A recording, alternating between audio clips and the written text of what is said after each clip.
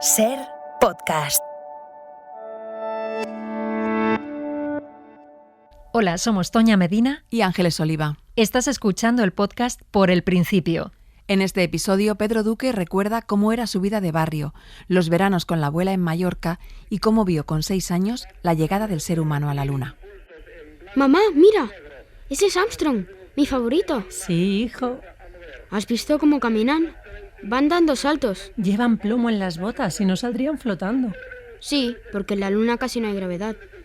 Aquí tiene el café para usted y la leche para el niño. Muchas gracias. Déjelo ahí en la mesita, por favor. ¡Anda! Ya están echando lo de la luna. Psst, calle, que el niño está emocionado. Sí, se cae de sueño, pero me pidió que lo despertara para verlo. Su hermano se ha quedado en la cama. Ya lo verá mañana. Seguro que lo repiten a todas horas. ¿Qué, chaval? ¿Tú también quieres ser astronauta de mayor para ir a la luna? Sí, yo quiero ser como Armstrong. Es mi favorito. Estábamos todos los niños del mundo deseando verlo porque nos lo habían puesto como una gran hazaña, un gran hito, ¿no? Y lo era. Y claro, todos pensábamos que de mayores queríamos hacer lo mismo que ellos. Todos sabíamos que eran Armstrong y Aldrin. Y los muy listos Armstrong, Aldrin y Collins. Y sí, por supuesto que todos ese día queríamos ser astronautas. Pedro Duque tenía 6 años cuando vio desde una pensión la llegada a la luna. Aquella noche del 21 de julio de 1969, millones de personas en todo el planeta miraban las pantallas en blanco y negro de las televisiones. Ese niño no sabía entonces que él también volaría al espacio un día, convirtiéndose en el primer astronauta español, y que años más tarde sería ministro de Ciencia en el gobierno de Pedro Sánchez. Pedro Duque se crió en un barrio obrero de Madrid, jugaba a las damas con su abuelo y quedó impactado con el libro de la selva la primera vez que fue al cine. Es una historia que merece ser contada empezando por el principio. Por el principio. Por el principio. Por el principio.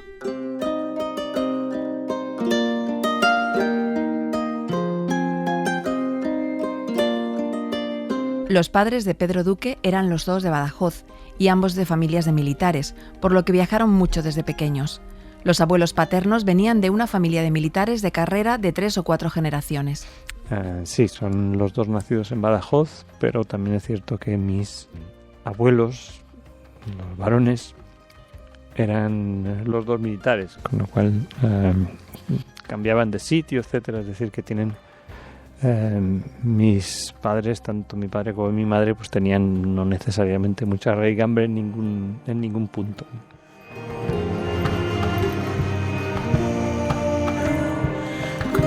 Tres cuartos es de Badajoz y el otro último cuarto de Lampurdán, que es de donde era mi abuela materna, de Figueras.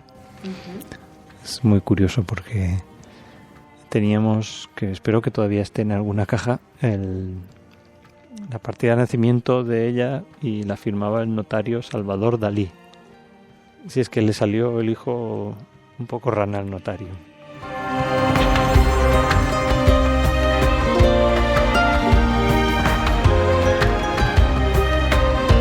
El padre de Salvador Dalí fue un reputado notario establecido en Figueres y muy conocido en la zona. Tuvo un papel importante en las asociaciones locales. Era ateo, catalanista, republicano y librepensador. Opositó a notarías y consiguió la plaza en Figueres. Allí se casó con Felipa Domènech en 1900 y tuvieron 2 hijos. Sufrió persecución en la dictadura de Primo de Rivera por sus ideas políticas. La relación entre Salvador padre e hijo se rompió cuando el pintor se unió a Gala Eluard, a quien el padre denunció por traficar con cocaína. A pesar de ello, unos años más tarde, Dalí intentó hacer las paces con su padre, que acabó aceptando de alguna manera a Gala. El pintor describió a su padre como un gigante de fuerza, de violencia, de autoridad y de amor imperioso, Moisés y Júpiter a la vez.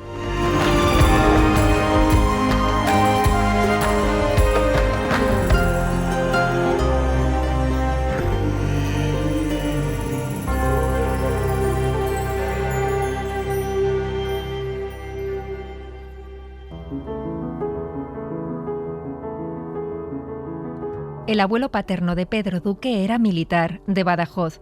Su mujer murió dejando a un hijo de 3 años, que es el padre de Pedro Duque. Al poco destinaron al abuelo a Madrid. Allí, un tiempo después, se volvió a casar y tuvo 2 hijos más. Ese abuelo ha sido una gran influencia en todos los nietos. también en Pedro Duque. Al acabar la guerra civil, sí, mi abuelo paterno destinado en Madrid y mi padre era más un madrileño que otra cosa. Aunque nunca fue nacido, claro, pero sí es que se había criado en Madrid casi todo el tiempo con mi abuelo, que trabajaba de militar, pero en los ministerios que entonces había, que había varios ministerios dedicados a lo militar.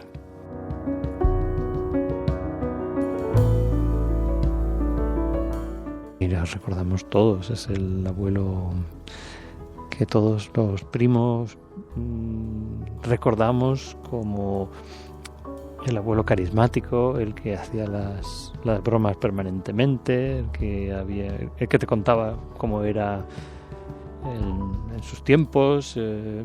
Es el abuelo que nos contó todas nuestras batallitas. Y les recordamos con un inmenso cariño. Todavía decimos los refranes, pues muchos primos, porque él tuvo 5 hijos y todavía decimos todos los refranes que él hablaba y hacemos bromas que él decía, y realmente el abuelo, que también era Pedro y también era Duque, es absolutamente nuestro referente para muchas cosas. Pedro, esto no tiene ningún futuro. No, abuelo. ¿Lo dejamos en tablas? Venga, ¿te apetece echar otra? Sí. ¿Puedo jugar ahora con las negras? Vale, pero solo por esta vez, ¿eh? A mí las negras me dan suerte. ¿Jugabas de pequeño a las damas, abuelo? A veces, con mi padre, jugábamos más al ajedrez. Una vez le hice jaque mate y mi padre se enfadó como un niño pequeño. No se lo esperaba. Ya no le volví a ganar en mucho tiempo. Era muy bueno con el ajedrez. Yo creo que simplemente tuve la suerte del principiante. A mí me encanta jugar al ajedrez. Cuando quieras echamos una partida. Yo prefiero las damas. Estoy viejo ya para el ajedrez. Esta me la como. Pero bueno, esto es la guerra, ¿eh? Pedro, nos vamos ya a casa. Despídete del abuelo.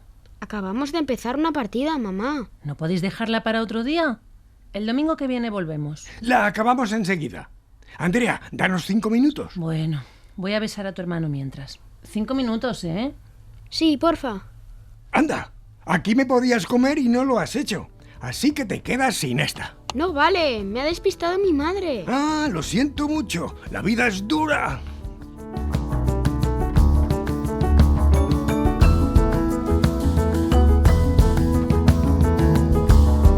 Sí, recuerdo que de pequeños, pues como eran las familias entonces, y muchas son ahora también, ¿no?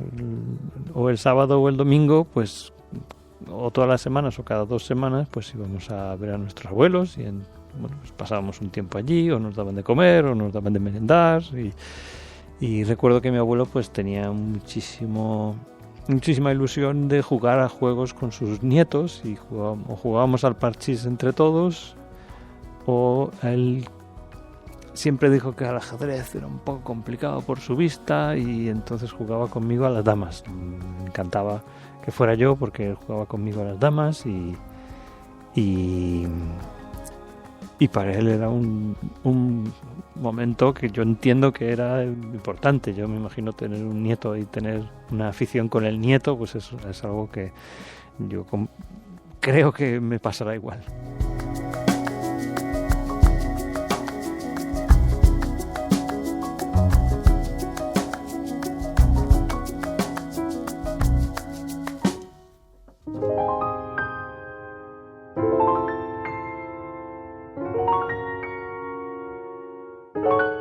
Como hemos dicho, claro, la madre biológica de mi padre murió cuando era muy pequeña, y teníamos pues la segunda mujer de mi abuelo, y sí, allí estaba, claro, por supuesto que teníamos relación con ella, y parte de los primos son con la primera abuela y parte con la segunda, etcétera, y no distinguimos realmente, o sea que no hay ninguna diferencia.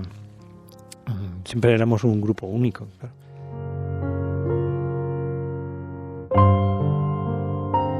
Con ella lo que ocurría era que, como era tan carismático el abuelo, pues es que se llevaba la atención de todo y también, como era un señor de su época, pues era muy machista, entonces atraía a los nietos y a las mujeres que se fueran. Él tenía un montón de frases que ya ahora mismo serían políticamente incorrectas sobre que él quería que estuvieran las mujeres hablando de otra cosa y él con sus aficiones y sus cosas, ¿no? Como eran los abuelos antes.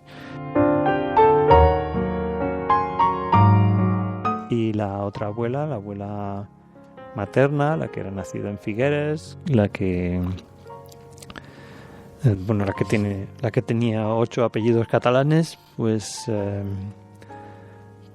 con ella teníamos mucha más relación, porque ella estaba separada y vivía en Mallorca. Entonces, o bien la veíamos los meses que nos íbamos a su casa en Mallorca y estábamos allí, incluso a veces nos quedábamos solos con ella mientras mis padres se volvían a trabajar. O bien ella también pasaba largas temporadas con nosotros en Madrid durante el invierno, se venía a lo mejor, 3 meses, 4 meses y teníamos mucha relación con ella.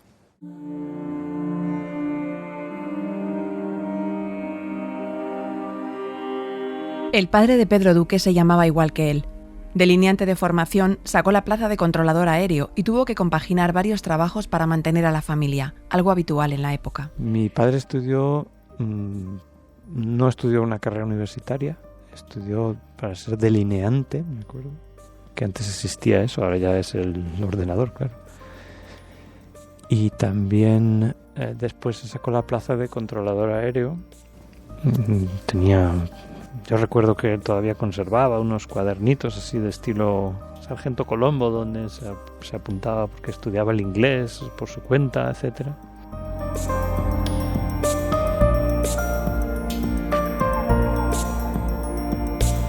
Y bueno, recordamos mucho de nuestro padre, mi hermano y yo, pues que era difícil de encontrarlo en casa, porque tenía varios trabajos. Trabajaba en un sitio, en otro, por la tarde en un sitio diferente, y era difícil de tenerlo tiempo en casa.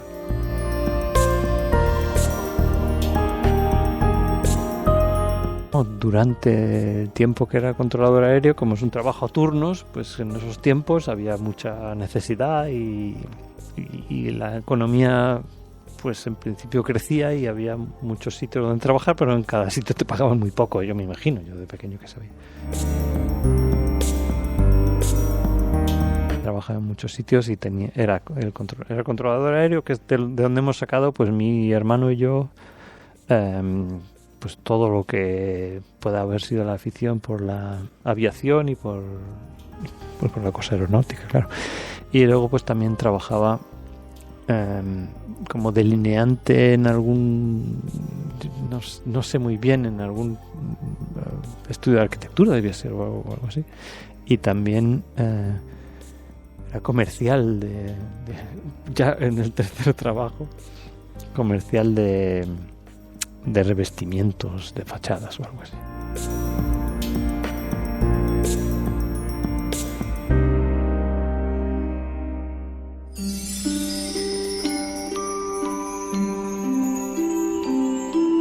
La madre de Pedro Duque se llamaba Andrea Duque.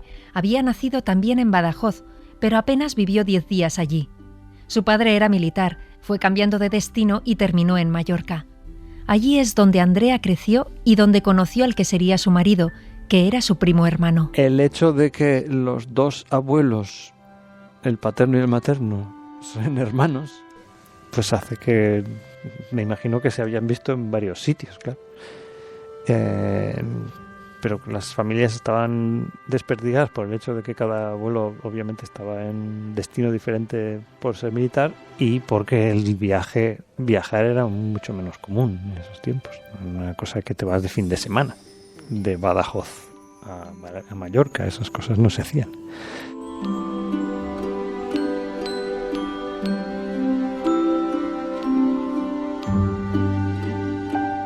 Y ella pues... el destino que le tocó al final, estuvo en Alicante estudiando, creo que parte del colegio, bachillerato, no sé qué, y después ya se asentaron, digamos, la familia en Mallorca, Y allí ella estudió ya la parte final del bachillerato, la reválida, todas estas cosas que se hacían y tal. Y era una estudiante, parece muy brillante, con el número 1 de no sé qué, de no sé cuántos, y sufrió pues el machismo de entonces.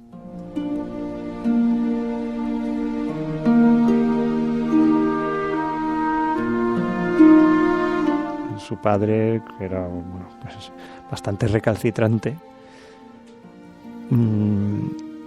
no permitió que se fuera a estudiar a una universidad en otra ciudad, puesto que en ese momento en Baleares no se podía estudiar ninguna carrera universitaria más que magisterio, que es lo que terminó estudiando. Ella pues tenía muchas otras ideas de estudiar en una universidad, pidió irse a Barcelona, pero el padre dijo, no, voy a enviar yo a mi hija sola.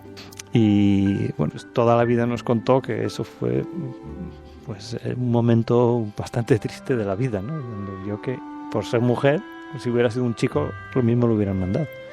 Pues por ser mujer no pareció que no le pareció al padre que fuera apropiado. Cuidado, Pedro, no pases por aquí, que está todo fregado. Ay, perdón. Es porque no te caigas. ¿Querías algo de la cocina? Sí, venía por algo de comer. Tengo hambre. ¿Quieres pan con chocolate? Vale. Quédate ahí, que ahora te lo doy. ¿No te bajas a la calle con tu hermano a jugar? No, prefiero quedarme en casa. ¿No te aburres aquí solo? Hoy además hace un día estupendo. Me gusta estar en casa. Tengo 2 tebeos nuevos que no me he leído todavía. Toma, aquí tienes. ¿Vas a la habitación? Sí. Pues toma, llévate un plato para las migas. Que he pasado la escoba antes y está el suelo limpio. Hola. ¿Qué tal, Pedro, hijo? Hola, Mila. Hola, mamá. Voy a merendar. Hola, buenas tardes. ¿Qué tal por aquí, Mila? Muy tranquilo, todo bien. He traído patatas y unas judías verdes. ¿Las preparas para la cena, Mila? Sí, le pongo también unas zanahorias, ¿le parece? Perfecto. Me meto a corregir exámenes. Tengo que terminarlos para mañana. ¿Y tú, Pedro, no te quieres bajar con tu hermano? Está con Rodrigo jugando abajo. Quiero leerme un tebeo. Como quieras. Cuidado con el pan, no llenes el suelo de migas. También se lo he dicho yo.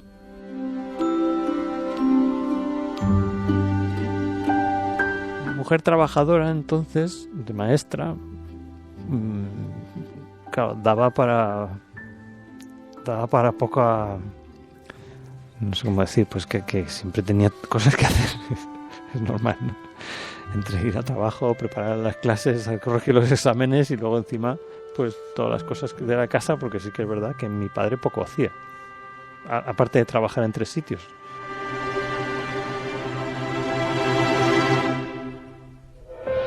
Y por lo tanto, pues en esos tiempos se producía ese fenómeno que todo le toca a la madre, pero sí que es verdad que era insostenible. Entonces sí que trajeron, siempre teníamos una chica que vivía con nosotros y que venía de un pueblo de Guadalajara y que todavía la vemos de vez en cuando y que era la que llevaba la casa en realidad.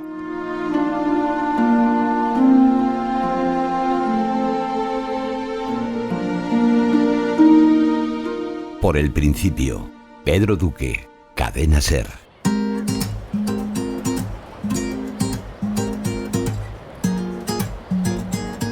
Pedro Duque nació el 14 de marzo de 1963 en Madrid, en el distrito de San Blas. El municipio de Canillejas, que fue uno de los pueblos más antiguos de la Comunidad de Madrid, fue anexionado al de Madrid en 1949. Cuando la ciudad se dividió en distritos, no consiguió mantener su nombre como sí pudieron otros antiguos pueblos como Carabanchel o Vallecas, y pasó a llamarse San Blas. El distrito tomó su nombre del barrio de San Blas, que se creó en 1957 dentro del Plan de Urgencia Social de Madrid. Se construyeron 3.260 viviendas.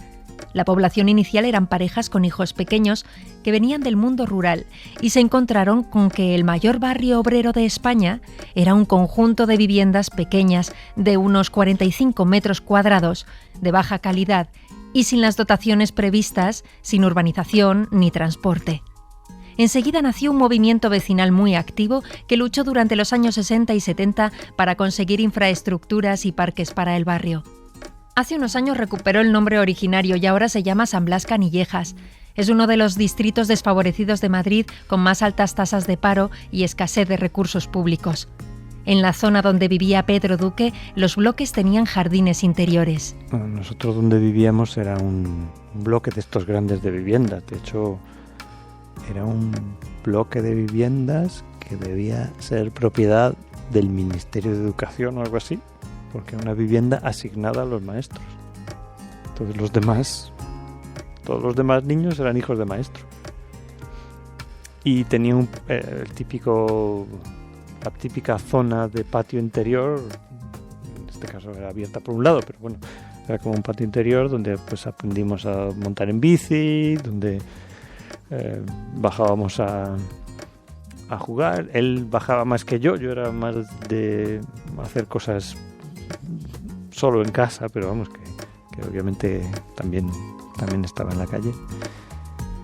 Y pues, un patio de familias humildes, normal, de España de entonces.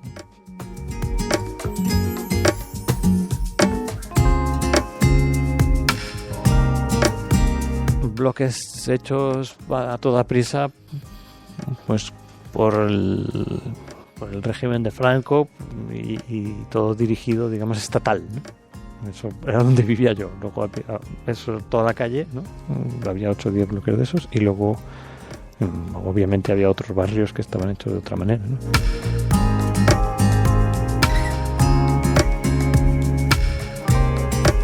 No recuerdo haber bajado yo solo a ver qué me encontraba en la calle. Cosa que otros niños sí que hacían, pero bueno, tampoco todos, ¿no?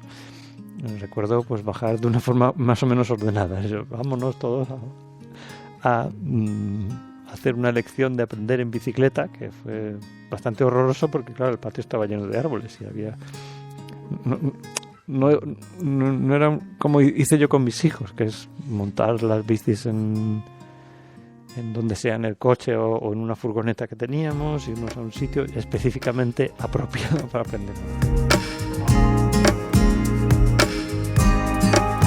No estaba mi padre, que era el único que conducía, porque no estaba nunca, y cosas de estas que hacían que la vida pues fuera muy entre el patio de la casa y el colegio de mi madre, que estaba muy cerca, y a veces íbamos al patio del colegio de mi madre. De hecho, allí íbamos muy frecuentemente porque, bueno, pues teníamos acceso a una cancha de fútbol y esas cosas. Pedro Duque tiene un hermano, Carlos, 2 años más pequeño que él, y que hoy día es también controlador aéreo, como el padre. Los 2 hermanos bajaban a jugar con sus vecinos, Elisa y Javier. Con ellos montaban en los columpios o buscaban fósiles. Esos eran los hijos de la maestra que vivía justo debajo de nosotros, creo. O encima, no, debajo yo creo. Y que era acompañada de mi madre desde siempre.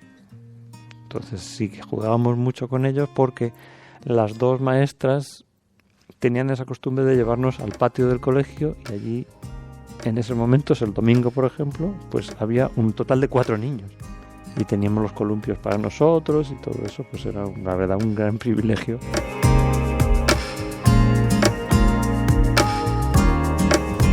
No teníamos un ambiente así muy amplio en el que pudiéramos hacer otras amistades tampoco, pero ellas era lo que mejor nos podían ofrecer, entonces pues lo comido por lo servido.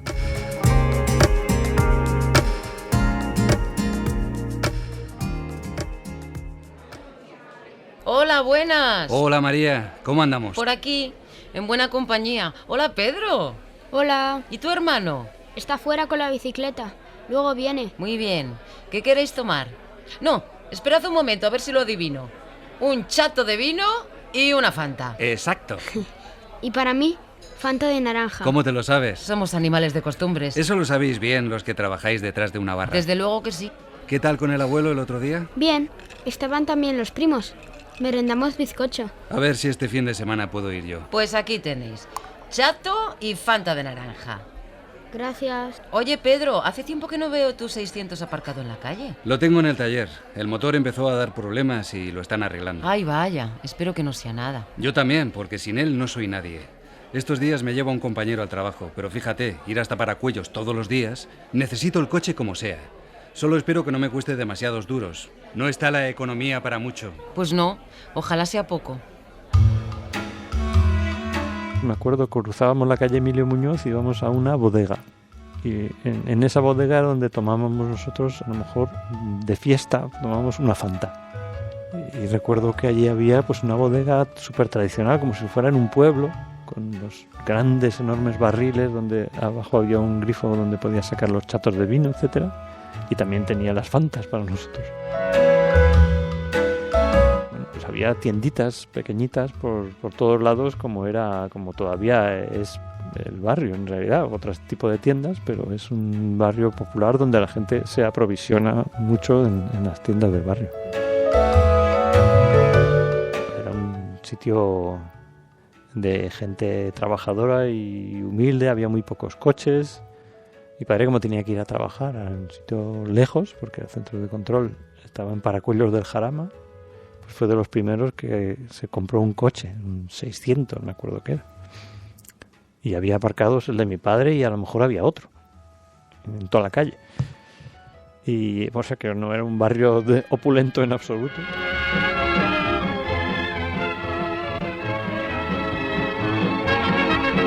Este coche utilitario español aparece muchas veces conducido por manos de mujer. Es de manejo fácil y por esta razón constituye un vehículo adecuado para la familia y para el trabajo. Su velocidad es de más de 95 km por hora y su consumo de 6 litros por cada 100 kilómetros.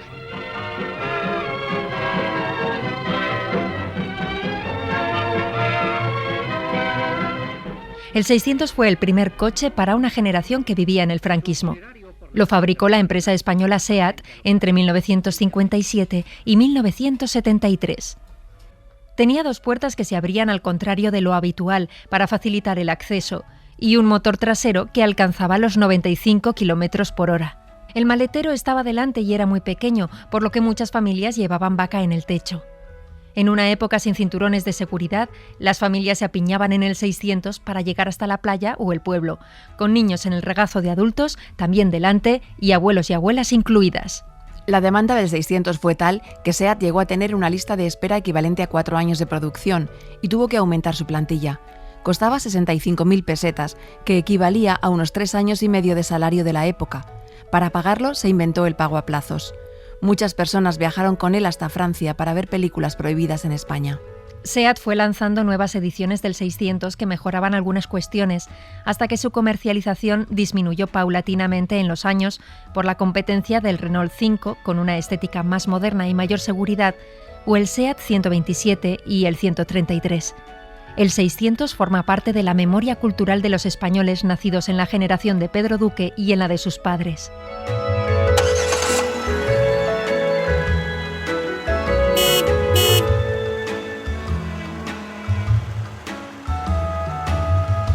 Por el principio, Pedro Duque, Cadena SER. Mowgli, mira, fíjate bien, amiguito. Todo lo que tienes que hacer es buscar lo más vital nomás, lo que es necesidad nomás, y olvídate de la... En el barrio de Pedro Duque, como en la mayoría de los barrios de Madrid, había cines que han ido desapareciendo. Ir al cine era algo muy especial. La primera vez que Duque fue al cine en su vida tenía 4 o 5 años. Fue a ver El libro de la selva, el clásico de Walt Disney basado en los cuentos de Kipling. Ay, sí, seguramente sería esa, claro. Eso me marcó muchísimo. Todavía me acuerdo y me tengo el disco, me compré luego de mayor el disco con las canciones y todo. Sí, había el cine Ciudad Lineal, que estaba en la propia calle García Noblejas, que no sé si le han cambiado el nombre al final, más hacia Simancas. Había el cine ese, que es donde íbamos nosotros andando. Y creo que otro cine que está por la calle Arturo Soria, que también se cerró hace mucho tiempo, número 100 o 100 y pico, creo que también hemos ido a ese. claro, en esa época era un acontecimiento especial que se hacía un día especial, el domingo. Bueno, ahora seguimos haciendo lo mismo y sigue siendo el cine un sitio donde vamos que es especial. Si no, no iríamos. Es decir, que es la gran pantalla, pero sí, para los niños era, claro, un gran acontecimiento y allí te encontrabas con las familias y eso. Y había cines en los barrios, y eso sí que es verdad que era muy bonito, porque cada cine de cada barrio pues era diferente y no era un estándar como al final se hizo con todos los cines, ¿no? Todos los cines son como un montón de salas, que es imposible, te metes dentro de la sala y no sabes dónde estás, no sabes en qué barrio estás. Mientras que los cines antiguos pues eran diferentes, unos tenían los asientos de una manera, otro tenía un segundo piso y cosas así.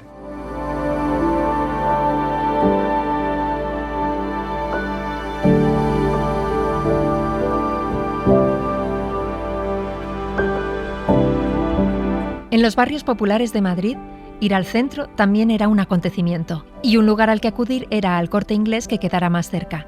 Ese sitio en el que había de todo lo imaginable y si no quedabas satisfecho te devolvían el dinero.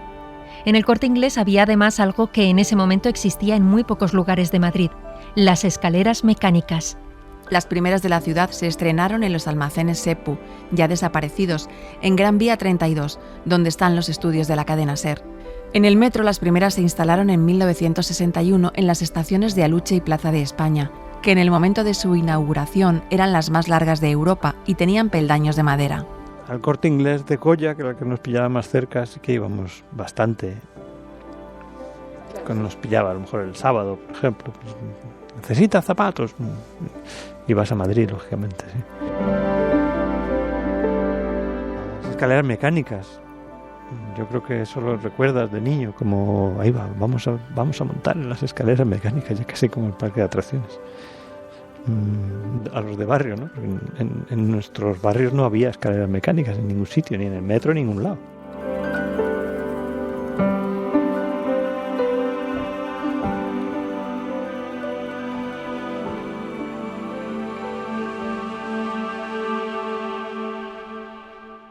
Pedro, mira quién ha venido.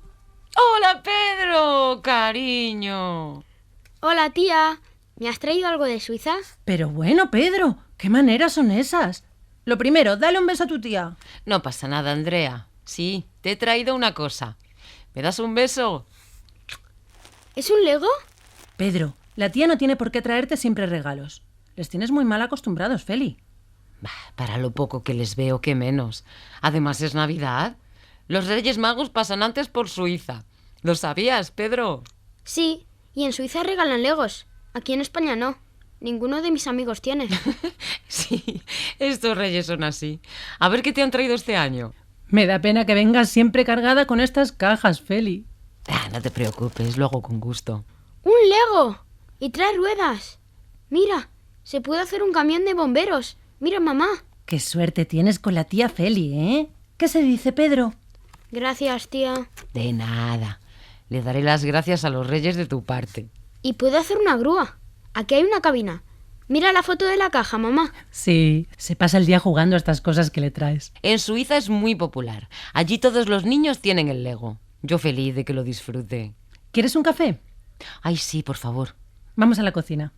Pedro, ¿te quedas aquí? Pedro, te estoy hablando. Sí, voy a construir la grúa. Luego me la enseñas.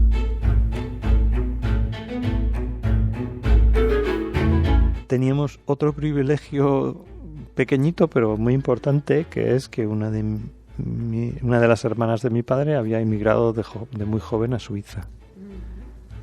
Y fuimos de los primeros niños no ricachones de España que tuvimos Lego, porque ella nos traía Lego en regalos de Navidad. Siempre nos traía una cajita de Lego y siempre atesorábamos, ¿no? Y esperamos a que viniera por fin la tía Feli, que la vio el otro día en el aeropuerto de Ginebra, a que nos trajera el Lego. Lego es una empresa danesa de juguetes. Su producto más conocido son los bloques de construcción. La fundó en 1932 Ole Christiansen, un carpintero que cuando vio afectado su negocio por la Gran Depresión, empezó a fabricar muebles pequeños y después se dedicó en exclusiva a los juguetes de madera. Desde entonces la empresa ha estado controlada por su familia. Debido a una crisis de la producción maderera, empezaron a fabricar las piezas en plástico, de colores vivos inspirados en los cuadros de Mondrian. Lego ha dado su nombre a algunos parques temáticos, los Legoland. Ha cedido los derechos para películas y series de televisión basados en los productos de la marca y ha orientado su producción también al público adulto, donde hay verdaderos fanáticos. A día de hoy siguen haciendo piezas compatibles con las primeras que salieron. En España empezaron a venderse sets de Lego en 1965. El Lego, sobre todo, lo usaba más yo, pero vamos, lo usaba mi hermano también, pero era como un poco... Si él había salido y yo me había quedado, yo era el del Lego, ¿no? Y ese, digamos que es una de las aficiones que no tenían los otros niños, porque era realmente difícil acceder a ese tipo de juguetes que eran muy caros entonces. Suiza no, pero aquí sí.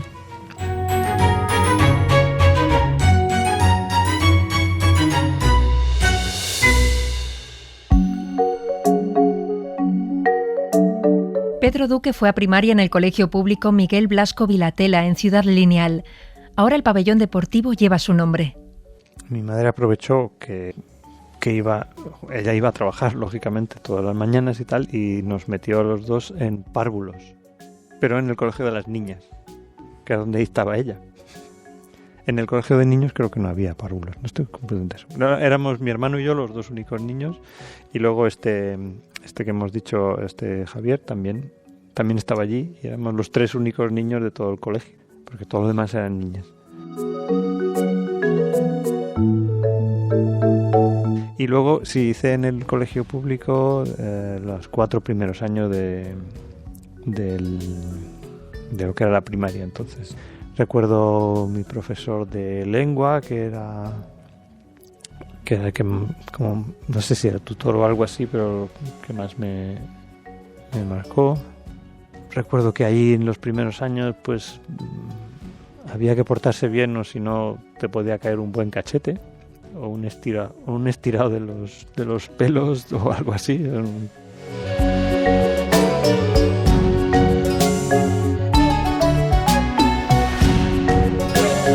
Su asignatura favorita era física, sobre todo, también química y los trabajos manuales, lo que entonces se introdujo en los colegios como pretecnología. La asignatura que menos le gustaba era literatura.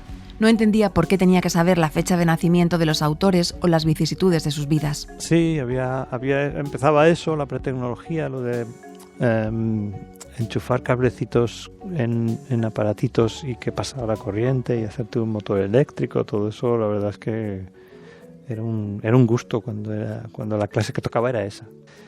Y aprendí, o sea, todavía yo recuerdo, de ahí saqué varios de los costumbres que ahora tengo y que han servido durante toda la vida, de cómo hacer cosas eléctricas o cómo hacer cosas con maderitas y cosas así. Sí que enseñaban cuatro cosas básicas que eran importantes. En general en el cole yo me aplicaba mucho a todas las cosas de la ciencia, de las matemáticas, de la física, química, todo eso sí que era lo que a mí me entraba más fácil, digamos. Todo lo que se podía, digamos, no sé, encajar en una estructura completamente discernible, ¿no? Otras cosas me eran mucho más difíciles.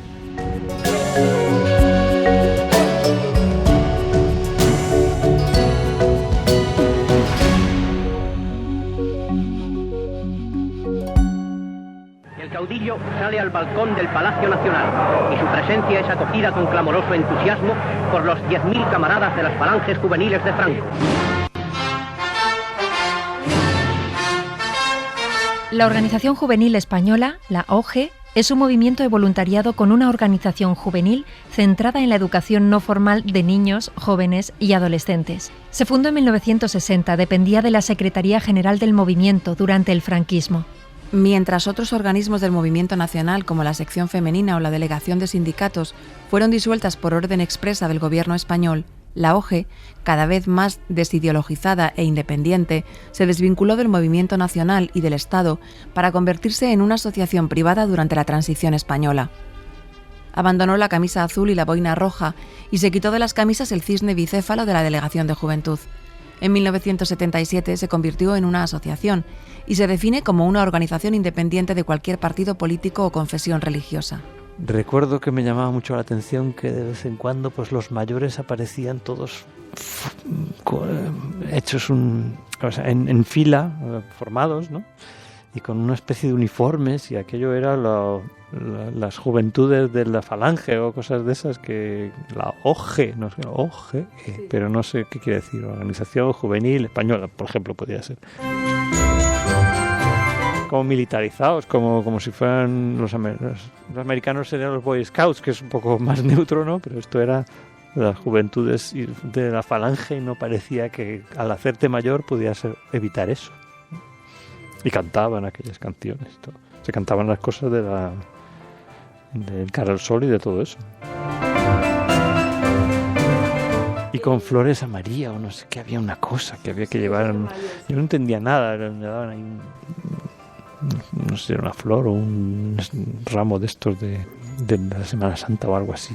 Todas estas cosas no eran muy... En mi casa no se hablaba mucho de esto, ni se aleccionaba hacia la religión. Así que me resultaba curioso eso.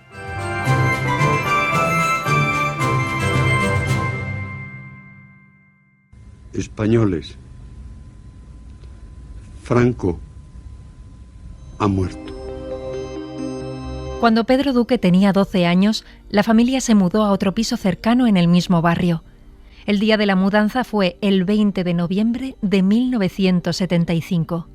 Y la anécdota esta es un poco que justo nos cambiamos de casa y teníamos toda la casa llena de cajas y no sabíamos dónde estaba nada el día que se murió Franco. El 20 de noviembre de 1975. Entonces nos levantamos por la mañana todos con una gran angustia de que no sabíamos dónde estaba la cartera del cole ni...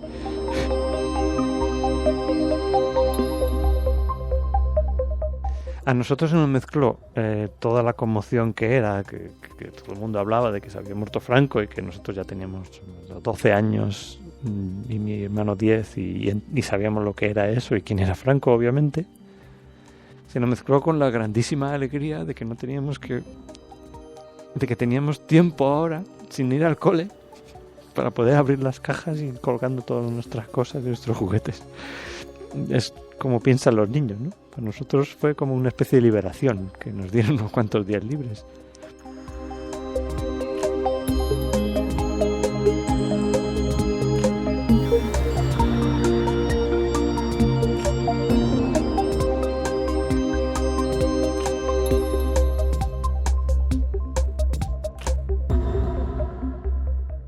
Por el principio, Pedro Duque, Cadena SER. ¿Qué, chaval?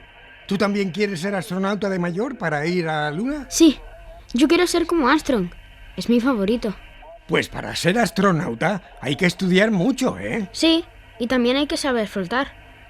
En el espacio no hay gravedad y flotas. ¡Ah, qué bien te lo sabes! Lleva toda la semana viendo todo lo que cuentan en la tele sobre la Luna. Está obsesionado. Como todos, niños y mayores.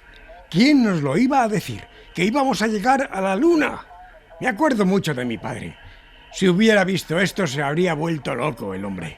Si para nosotros es extraño, imagínese para ellos. Los niños de ahora, esos sí que van a ver grandes cosas. Yo quiero ir a Marte. Eso está más lejos que la Luna, ¿eh? Sí, pero con un cohete más grande se llega. Igual cuando seas mayor, también hemos llegado a Marte. ¿Quién sabe? Sí, y nos haremos casas y ciudades, y viviremos con los marcianos. Les sobra imaginación. Ah, los niños son una maravilla. ¿Están por aquí de vacaciones? Hemos venido al balneario unos días. Ah, como yo. A mí me sienta muy bien. Salgo de aquí como nuevo. Sí, estas aguas son buenísimas. Una vez al año venimos unos días. A mí me sientan muy bien y a mis hijos también les gusta. Así cambian de aires. ¿De dónde vienen? De Madrid. ¡Ah, Madrid! Pues ya hacen un viaje largo hasta aquí. Sí, pero bueno, sarna con gusto no pica. ¿Te gusta venir a Cestona, chaval? Sí, mucho. Siempre podrás decir que en Cestona viste llegar el hombre a la luna, ¿eh? Sí, cuando sea astronauta como Armstrong.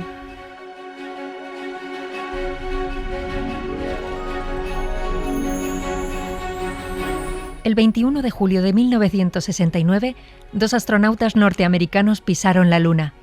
El Apolo 11 había salido 5 días antes de Cabo Kennedy, en Florida. La única instalación de la NASA en España, situada en Robledo de Chavela, en Madrid, que pertenece a la red del espacio profundo, sirvió de apoyo durante todo el viaje de ida y vuelta. 6 horas después de alunizar, los astronautas estaban preparados para salir. El primero en hacerlo fue el comandante Neil Armstrong, quien mientras bajaba por las escaleras activó la cámara de televisión que retransmitió imágenes a todo el mundo.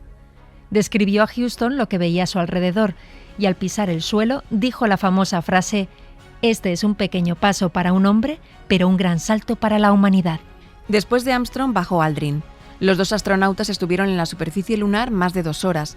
En ese tiempo realizaron experimentos científicos, clavaron una bandera de Estados Unidos, colocaron un disco con mensajes y saludos de varios países del mundo, hablaron por teléfono con el presidente Nixon. Sellaron con un tampón el primer ejemplar del nuevo sello de correos de 10 centavos y recogieron 22 kilos de rocas lunares antes de volver a la nave. Unos 600 millones de personas lo vieron desde la Tierra en las pantallas de los televisores. Así lo vio Pedro Duque. Tenía 6 años y pasaba las vacaciones en el balneario de Cestona. En aquella pensión ya de madrugada vio a Armstrong y Aldrin pisar la superficie del satélite terrestre al sur del Mar de la Tranquilidad. Ahí vamos una semana o 2 a Guipúzcoa, al pueblo de Cestona, porque mi madre siempre había tenido un problema de hígado, pensábamos, porque entonces las cosas que se hacían, y tomaba las aguas medicinales. Entonces iba para allá. Eso sí que había que pagar la estancia y todo, y por lo tanto íbamos a una pequeña pensión que estaba fuera del balneario. Y en esa pequeña pensión había pues una zona, el salón de la pensión. Y yo recuerdo, y espero que sea verdad, que ese día, pues yo recuerdo verlo en una televisión en blanco y negro allí pegada al techo, como en los bares de antes. Luego mirando, he pensado que quizás el recuerdo pues sea de algo que yo he visto en diferido el día siguiente o algo así, porque entiendo que fue muy tarde por la noche la retransmisión en directo. Pero aún así yo ese es el recuerdo que tengo, estar en esa pensión con la otra gente y viendo en esa televisión en blanco y negro. Que total daba igual porque las imágenes eran blanco y negro.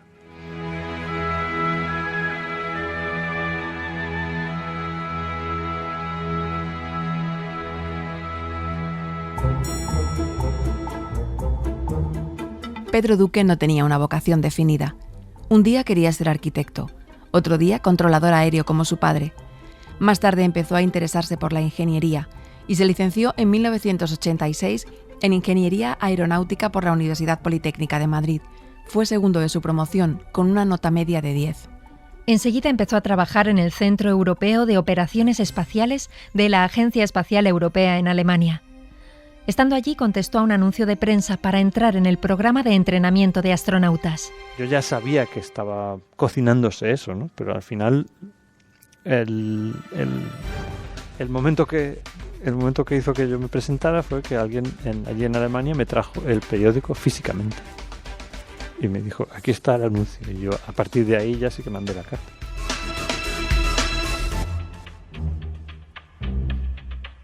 La selección dentro de España, seleccionaron 5, como había dicho la agencia, y 5 fuimos a la selección después general que se hizo dentro de la Agencia Europea del Espacio. Y así, pues, al final la proporción fue esa, pues 6 de 6.000 más o menos. Después completó una larga formación en centros especializados de Alemania, Rusia y Estados Unidos. En el 92 y el 96 le seleccionaron como suplente de astronauta, pero se quedó en tierra. En 1997 fue confirmado como el representante de la Agencia Espacial Europea en la misión de la NASA Space Shuttle STS-95. Estuvo 9 meses preparándose en Houston y el 29 de octubre de 1998 voló por primera vez al espacio a bordo del transbordador Discovery. Estuvo 9 días en el espacio, durante los cuales realizó experimentos científicos relacionados con temas como el crecimiento de plantas y el envejecimiento humano fuera del planeta Tierra. 8 millones de españoles siguieron en directo su primera aventura espacial, que repitió en 2003.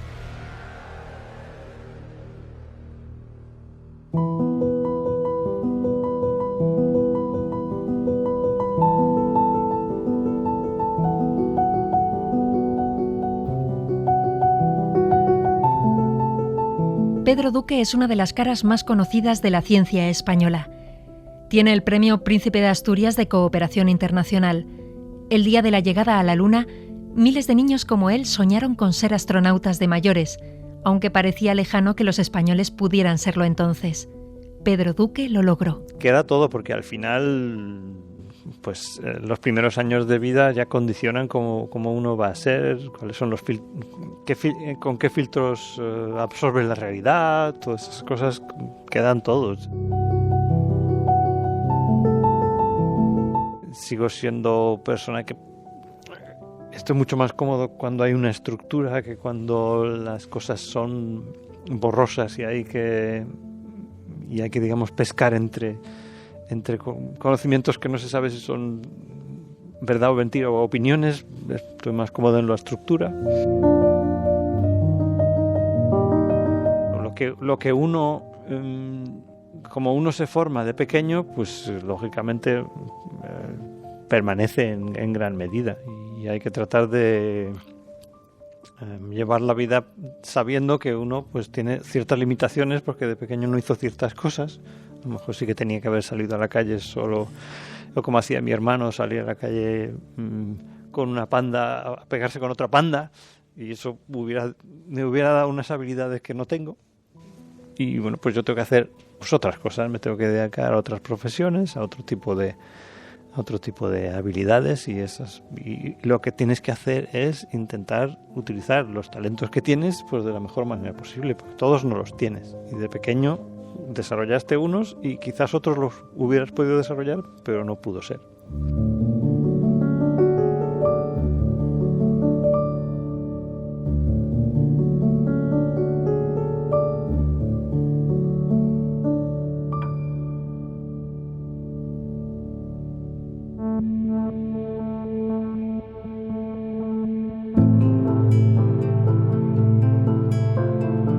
Por el principio, Pedro Duque. Dirección, realización, guión, montaje y locuciones, Toña Medina y Ángeles Oliva. Producción, Matilde Suárez. Técnico de grabación, Carlos Higueras, María Jesús Rodríguez y Paco Quiroga. Interpretación, Alicia Merino, Iván Gisbert, Eli Zapata y Carlos Piñeiro. Con la colaboración especial de Gerard Merino.